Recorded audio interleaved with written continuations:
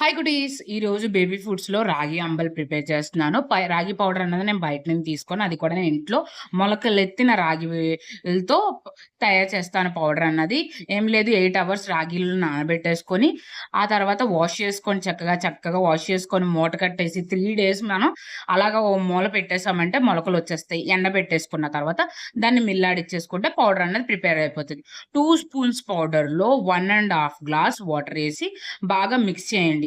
పిల్లలకి బయట ఫుడ్స్ కన్నా ఇంట్లో ఫుడ్స్ పెట్టడం చాలా మంచిది. కాసేపటికి పేల్ కలర్ వస్తది. బాగా మిక్స్ చేస్తూ ఉన్నారంటే కొంచెం లూజన్ అయ్యి మళ్ళీ కొంచెం మీన్స్ ఇందాకున్న థిక్‌నెస్ పలచబడతది. బాగా ఇంకా థిక్ కలర్ వచ్చేంత వరకు స్టిర్ చేస్తూ ఉండండి.